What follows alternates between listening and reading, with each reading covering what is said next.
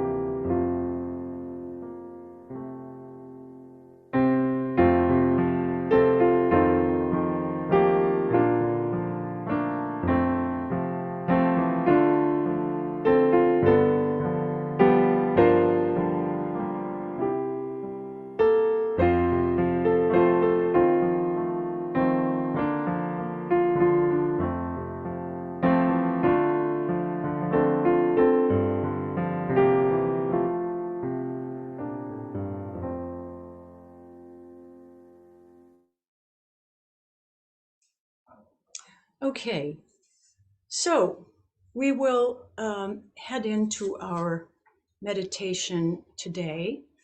So I ask you to close your eyes if you'd like. Be aware of every breath in and out as comfortable for your body, noting any places of discomfort, sending the warm breath to those places, releasing any discomfort or tightness with each breath. Breathe in, hold for a few seconds, exhale. Breathe in, hold for a few seconds, exhale, and continue for the next couple of minutes in the silence, appreciating each and every breath.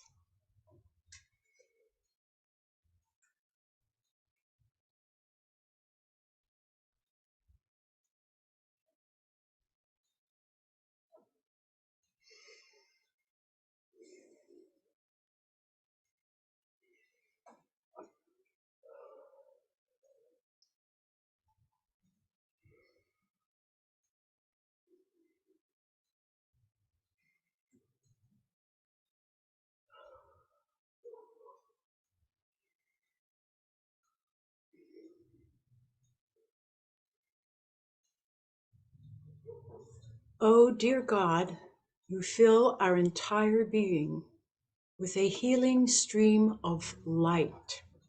It reaches every tissue and cell, cleansing, soothing, strengthening, and making us whole.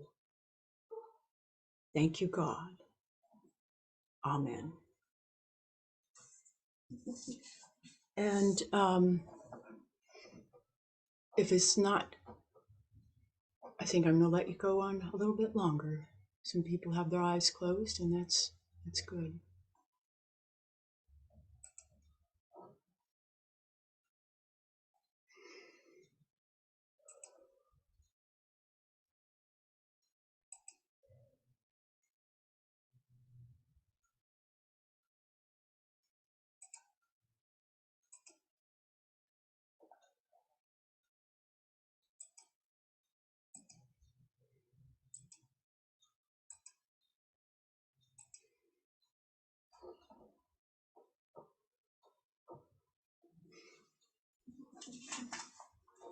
Okay.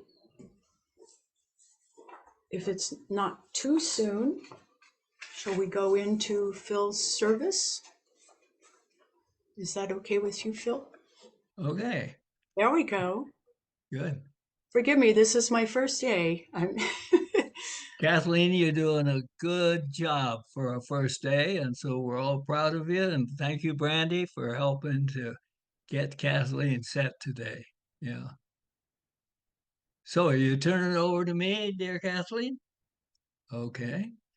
Well, the first thing I want to do is realizing I haven't been with you since the new year, is to bless all of you who are with us today with a wonderful new year, an opening of your soul to such wonderful new insights and thereby new experiences in your life, which allow you to know more of the wonder of God's goodness for you and for our world.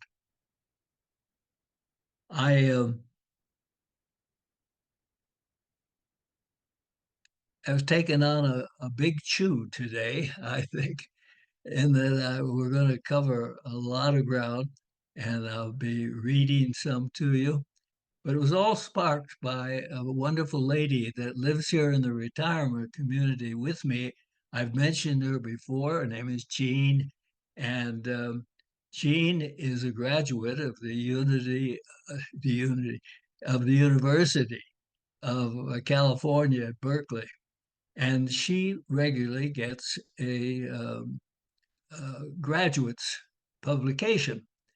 And so, because it has so many interesting articles by different professors and sometimes invited guests to write, she shares it with me each time. And she did this month, and that has sparked the lesson that I want to share with you today. I won't call it a lesson. I'll say, give you something to think about today that will be, I affirm, a real blessing in your life.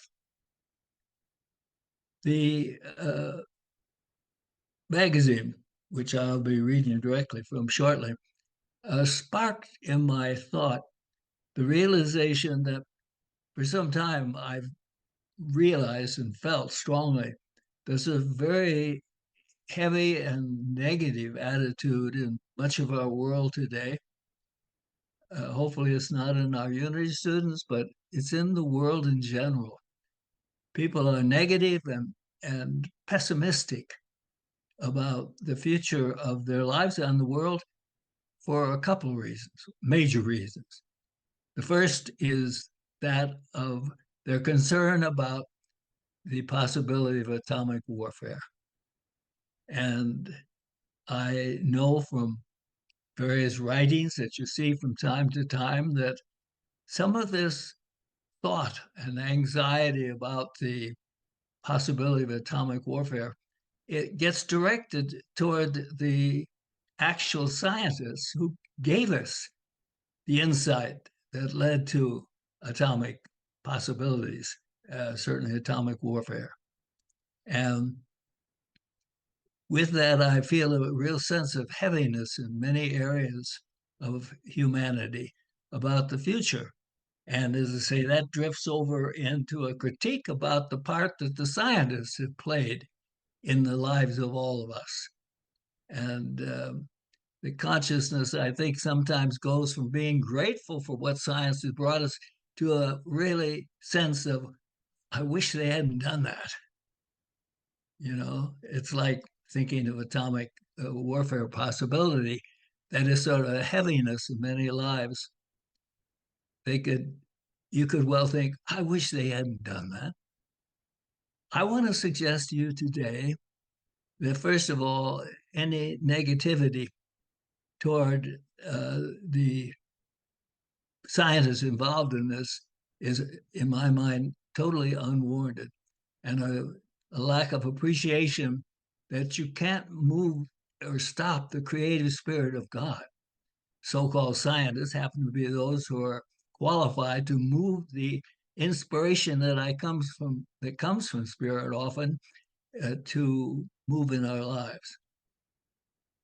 The question of the heaviness regarding atomic warfare, hopefully I can put a little light into people who have a heaviness about that in saying that there are very few progressive, great ideas that have ever come to humanity that came in a totally positive way. I found myself thinking of the creation of the first automobile, Henry Ford's project. And I always love that because I'm blessed that my grandfather was a friend of his, only because my grandfather worked in a hardware store. And Henry didn't have enough money to buy the things he wanted to put together his new car. And my grandfather helped to make it possible for him to get some of those things on loan while he did his work. Uh, Actually, he didn't loan it to, he gave them to use, but he kept his account when Henry didn't really have any background to warrant such a thing. So anyway, my grandfather was a very good early friend of Henry Ford, which is neither here nor there, except I've always been happy about that. And Henry couldn't come to my grandfather's service, but he sent one of his officials to represent him because of that background they share. Well, anyway, back to when Henry started that car, not everybody was happy about it at all. And it had a lot of problems that came into the world.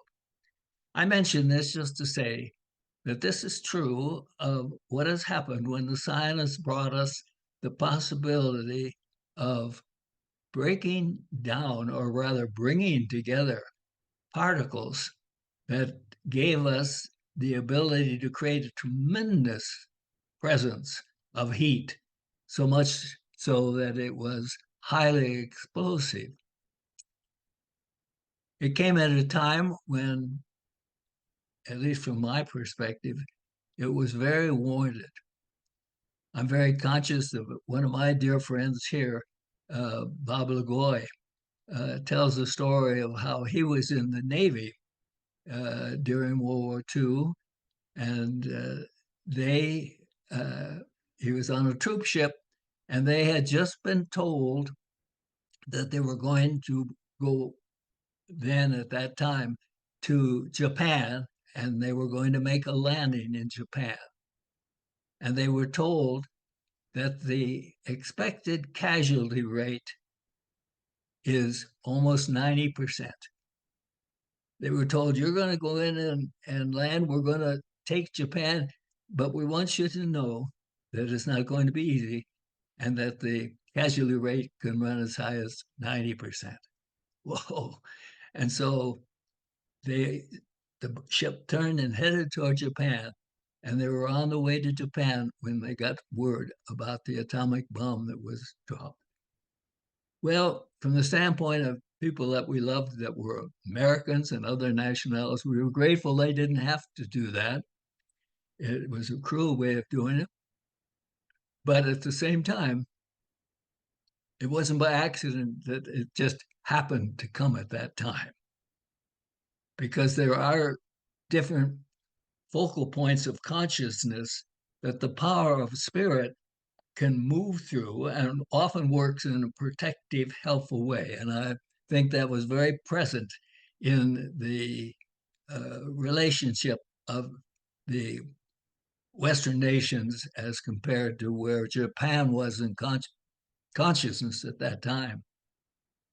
So, without pursuing that any further, the point I want to make is that often the things that we are concerned about from a negative standpoint are essential to where we're going, not just in the case of saving many of our boys from being killed in that war experience, but rather they came to us because they were the beginning of a tremendous positive that was ours.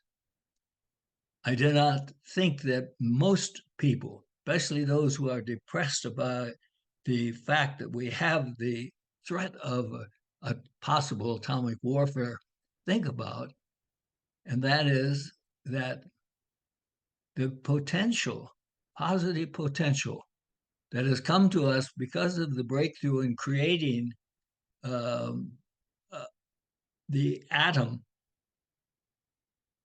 that produces the heat that gives us the explosion power that we have used.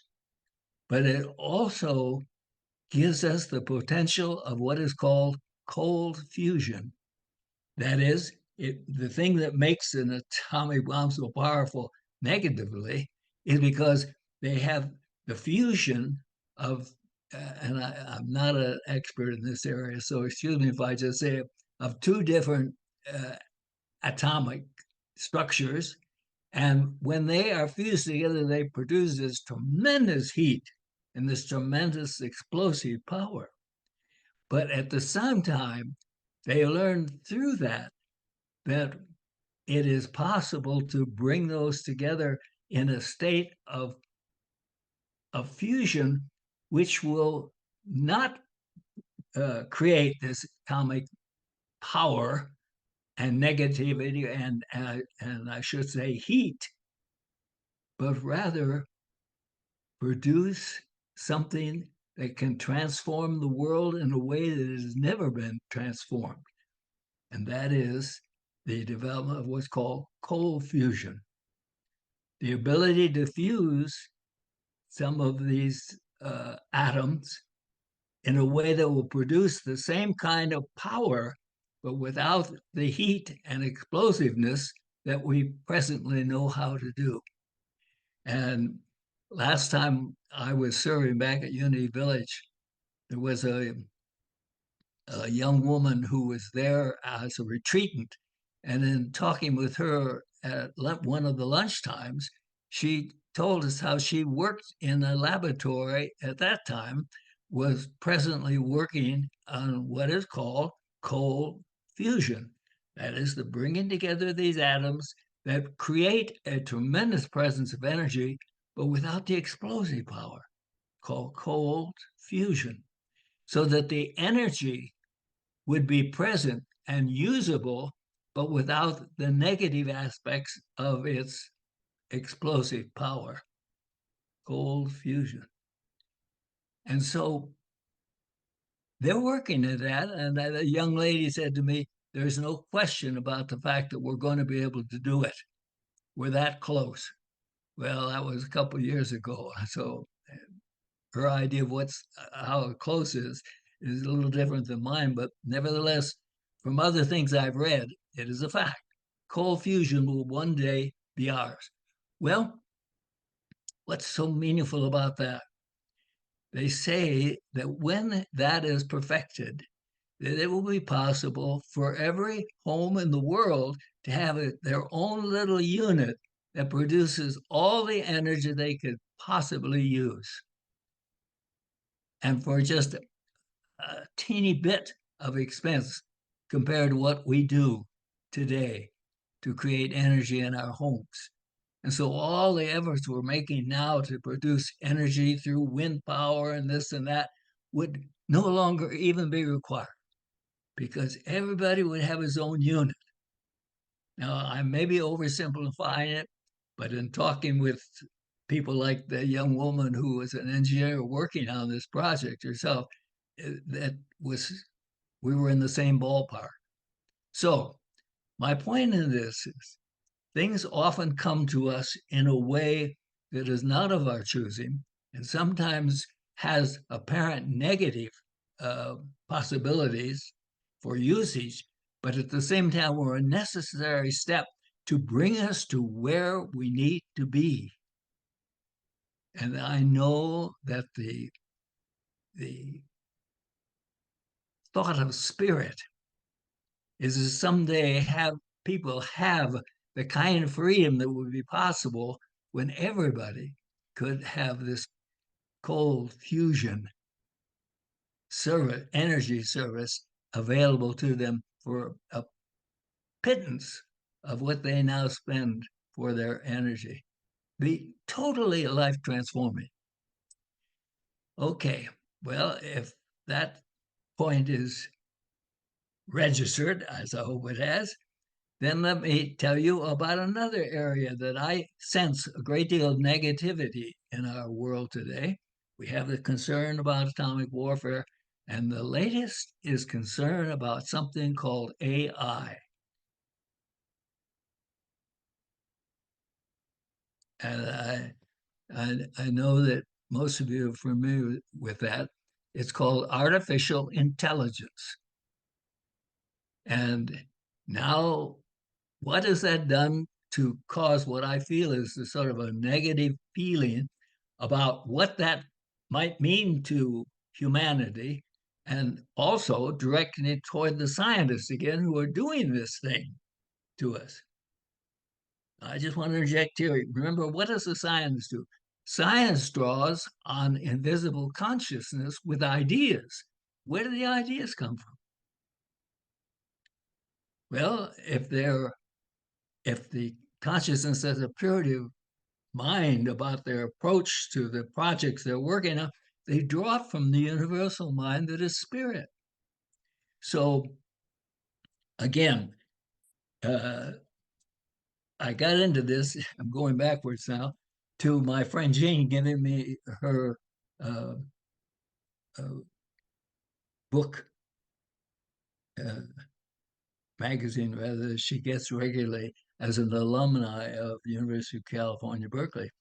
And in this magazine was this wonderful sharing that I want to touch on with you today, because I do think that there is concern in people's mind about AI. That is, it's taking over. Some of you have probably are experiencing AI in your life now, and you don't even realize that's what's happening to you. You know, I wish we could have a show of hands, but how many of you working your computer go to write a message? And when you go to write it, you start a flow of ideas, and suddenly the computer is putting ideas on your screen before you've written it. You say, whoa, when did they start doing that? I remember that was my first thought. What's that? That's brand new. Of course, now I know it's one of the first uses of what's called artificial intelligence, which means there is a capacity for this activity called AI to read in advance what it is you're trying to say. And so it's trying to help you, to get your job done because it knows what you're going to say now. So it's going to give you the words so you don't have to type them. You do have to punch a certain key though to keep them. But at the same time, it can be extremely helpful. So this article, as I say, sparked me not only to better understand what was happening to me now, which I didn't know was AI, and also to share the thought that there are a lot of people who are really scared about this. You mean there is a capacity for another mind much smarter than me and everybody else to take over everything? And as if you've never heard that before, you may think, oh, but it's a very prevalent thought that this capacity for AI can be so smart that we will no longer actually function as centers of creativity for ourselves because it'll all be done before we can even start to think about it. And whoever controls AI can be in control of our world as we know it now. That possibility is probably as real as atomic warfare. But for both of them, I want to make the point with you today, hopefully, that both of these experiences, the creation of the atomic warfare and the creation of AR, are steps for spirit to reach a tremendous forward movement for humanity. And to help us understand that a little more in regards to AI, let me read you a little bit from this publication that caused me to be sharing all this with you today. This is a professor at the University of California, Berkeley, who's being quoted because he's an expert in this field of consciousness and of uh,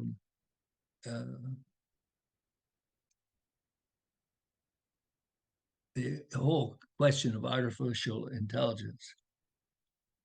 The person is who's interviewing this professor said, "You've been quoted in the past saying that robots would never be creative.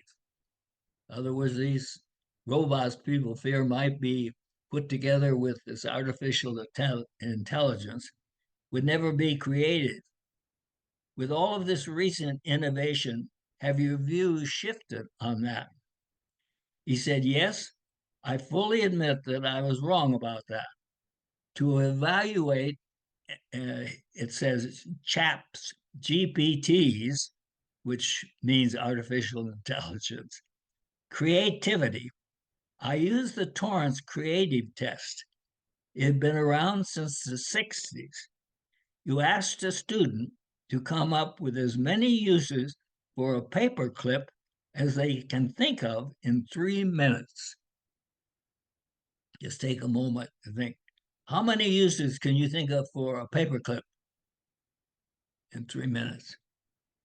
Well, if you think about it a little bit, I think you think, well, I don't know. I think of maybe 5 or 6, or I don't know what you'd come up with, but that was my initial thought after thinking about it for a moment. He said, this is a classic brainstorming exercise. To do it well, the student must think outside the box. So I tried this on ChatGPT, which is artificial intelligence that was available to him. It says, list 10 creative uses for a pencil. That's what he gave the program.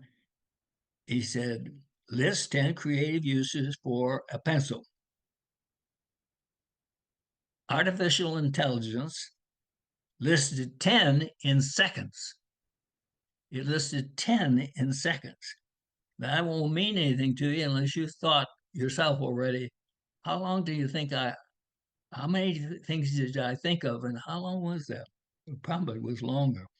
He said he listed 10 in seconds. They were all reasonable and quite different. So I said, okay, give me 100. And boom, it shot back to me 100 uses.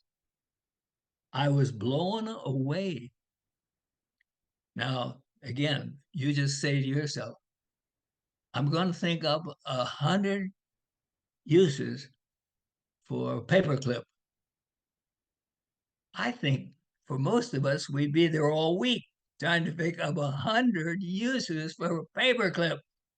And artificial intelligence, as he used it here, gave him 100 like that. Whoa. Can you see why some people who understand what artificial intelligence is capable are thinking they're going to take over? I mean, how can you compete with something like that? Uh, he said, then I wondered if anybody ever wrote about that on the internet in terms of a creative use for pencils. So I looked it up with Google, and he said there was some document somewhere on that subject. But he said it wasn't anything like we had just shared. He said, maybe if I could try use this for a guitar pick. You know what a guitar pick is? That little tiny plastic thing you play on your guitar. He said, I searched the internet for any answer to such a question. What uses could you have for a guitar pick? So I gave that to ChatGPT, and it spit out 100 uses. Bang! I mean, think with me for a moment. Guitar pick, what can you use guitar picks for? But AI came up almost immediately with 100 uses. They were all interesting and different. One of them was a miniature sail for a toy boat. And the professor said, that one made my jaw drop. Who would ever think of using a guitar pick, this little tiny plastic thing, and make a sail of it on a little boat? Well, and it's possible. Anyway, this that I've shared with you, and the professor's response, he said that made my jaw drop. Yeah, is because it is incredible. He asked the same question about pencils, and he got answers on that in thousands of different uses for pencils. So it's a tremendous, tremendous change of possibilities for us when you realize what artificial intelligence can do to provide us with ideas. And ideas are the essence of life and how we put them then to work. So, what I'm saying about artificial intelligence is what I've already shared in in the question of atomic fusion. When it starts off, it's not surprising. That is a challenge to our thought about normalcy and what we are comfortable with. But in light of the spirit of our lesson today, what I'm saying is that spirit always moves through humanity by providing ideas. And the ideas in reference to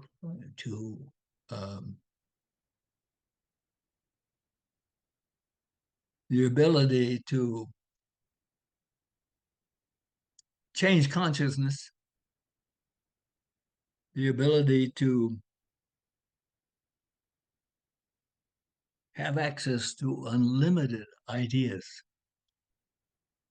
is perhaps grounds for concern on the part of many.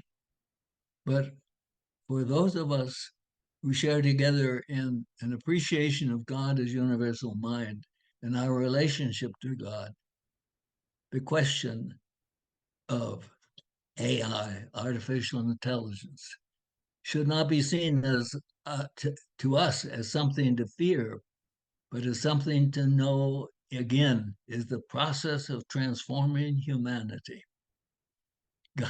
God is always working to bring forth an expression of his own being through humanity. We were not made to be limited. We were made to be as unlimited as the Christ has manifest, exemplified for us in his life. And our process in learning that incredible potential that Jesus exemplified for us is an important step for all of us. You and I have access to a very positive process, and that is artificial intelligence. We can learn to get still and open ourselves to that gift, to realize there is a capacity for knowing that is way beyond us, and that where we do put AI to work in our everyday life through the world of science is not something to frighten us or to be pessimistic or dark about, but rather to know that ultimately it is going to be a step that is going to lead to a positive, remarkable expression of humanity. When I think about and appreciate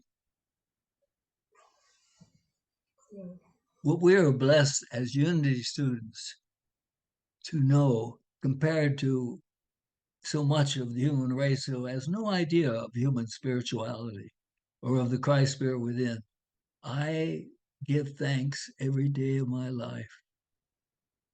What a difference it makes to know that all things work together for good. All things work together for good. I have the feeling that we're not so removed from the consciousness that I spoke about as to why we're having the lesson today, and that is that there's this sort of rippling effect of negativity and fear about atomic production or possible warfare and AI, artificial intelligence, taking over a world.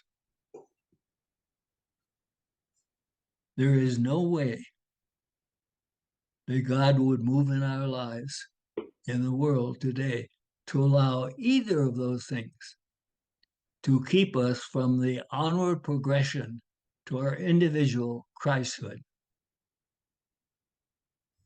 I have often shared with us in the past, God does not take over our individual lives and just tell us what it's going to be.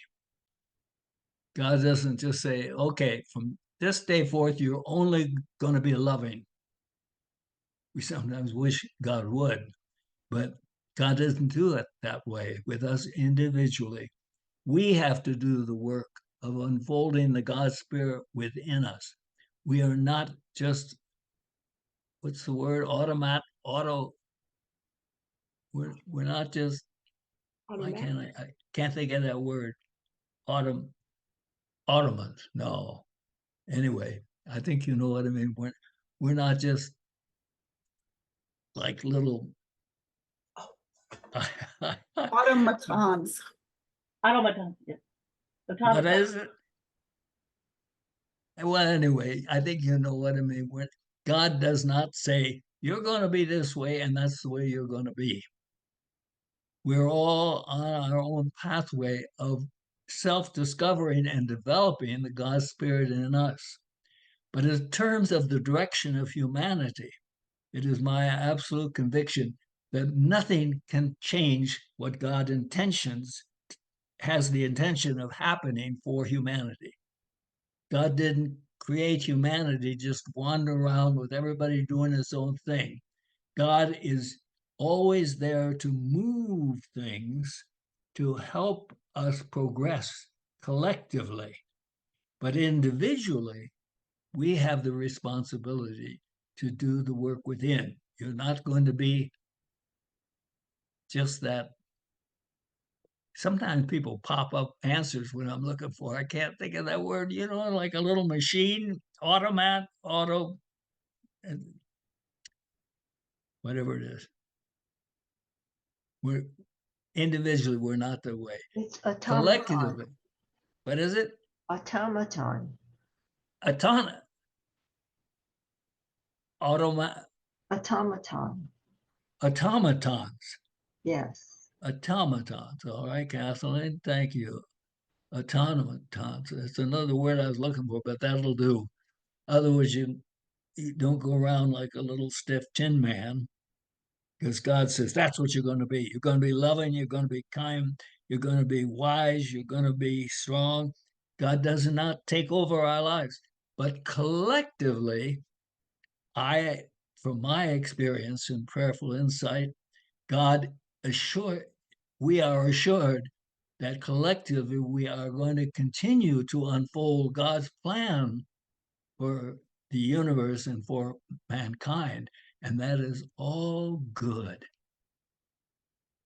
Heaven on earth, as the Lord's Prayer said.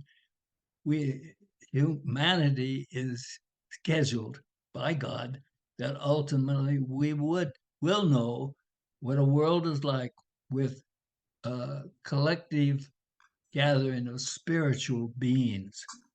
But in that process, God is not going to take over our lives individually and say, you're going to be this way. I'm making a point of this because when you know that it is different what God does in our lives individually and collectively. Collectively, God is the power that moves things. And so if humanity makes a wrong turn, God is going to make use of the wrong turn to produce the good that God ultimately wants. God is universal mind. This is a unity view that is totally transforming and special, that in unity we are blessed to understand. God is universal mind. We live and move and have our being in that mind.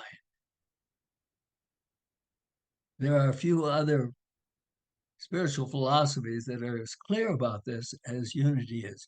You live and move and have your being in God mind. Nothing, therefore, can ultimately take the good from you because it can't possibly be that way.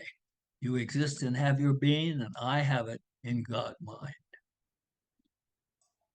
I think the last time I was with you, I talked about the fact that We now know, and the scientists have begun to finally affirm, even somebody put it in the Pope's mouth the other day. He said he didn't really say it, and that is that there is no hell. And I don't know whether he said it or he had changed his mind and said it or not. But I wouldn't be surprised because there's so much physical evidence now that says life goes on. All you do at death is get a new body. But you will never know death. And how did I get onto that? I got onto that, I guess, just to affirm the amazing thing of knowing you live and move and have your being in God mind. And in God mind, there is no death. It is only life. Well, I sort of taking you all over the place, I think, today. And I warned you that in the beginning. But I just want to say I thank Jean again for sharing this book that is written for the college graduates from the University of California. And so it's good writing. And I forgot to say that not only is Jean, who used to go to the Unity Church, but graduated from the our Unity Church, Dorothy and mine, and graduated from the University of California. But her daughter-in-law also helped me when I have guest speakers at the church too. And so it's interesting that we've come back together again. I just love how God weaves so many wonderful things together.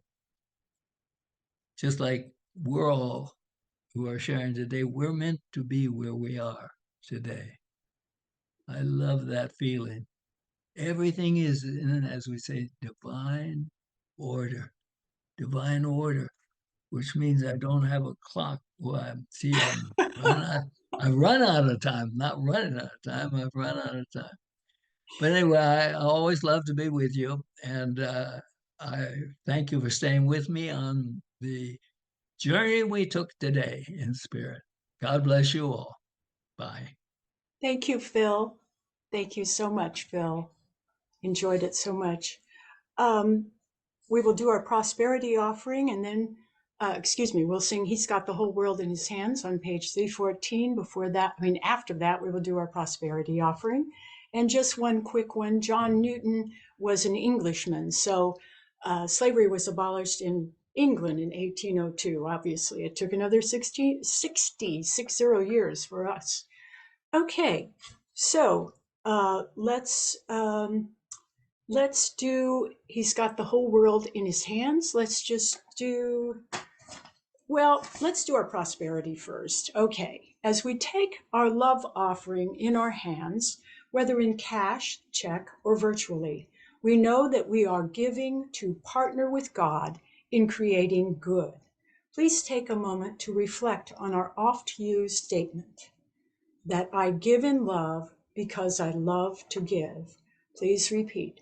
I give in love because I love to give. And God is the source and we are the channels. Thank you for your offerings. And our closing song is He's Got the Whole World in His Hands on page 314.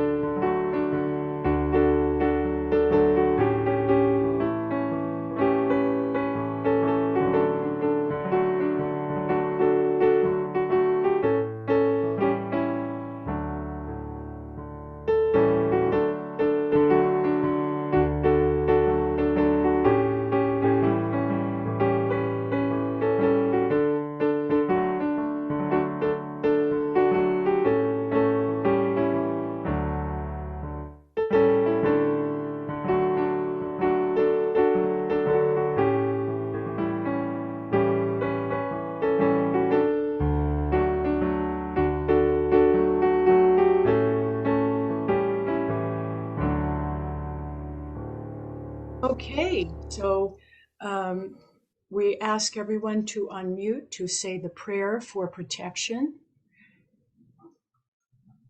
And it is the light The of light of God God surrounds us. The Love of God God enfolds enfolds us. The The power power of of God protects protects us. the The presence of God watches over us. wherever Wherever we are, God God is, and all. is well. well. And sorry I didn't take longer on the meditation. It always feels weird if you're doing something, but it's in silence. It's like, well, I will allow Well, time for it that. ended perfectly. Thank you for your first time, Kathleen. Yes. there So was- much. job, Kathy. Thank you, Phil. Thank you. And I loved your topic, Oh, that was Phil. great. Wonderful. Sharon, everybody, Brandy. Okay. Bye, everybody. Bye-bye. Okay. See you next week. Great, Phil. Okay. All right. All right. Eric, are you? We're going to sing our peace song, aren't we? Uh-oh. Oh, duh. Roger that. Okay. Do you want to do that, Eric? Are we going to do the peace song or do we have time? Sandy, to me, yes.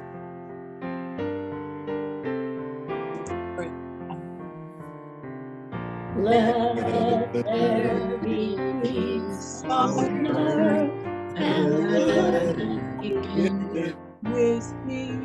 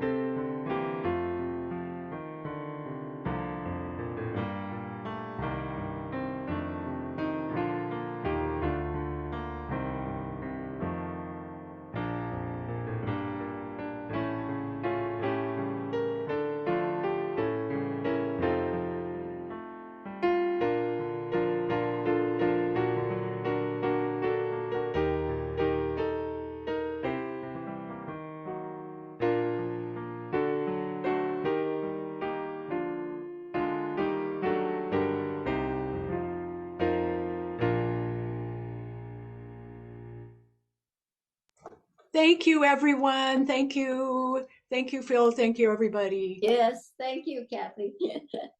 Thank you. Thank you. Thank you, everybody. Next week, see you.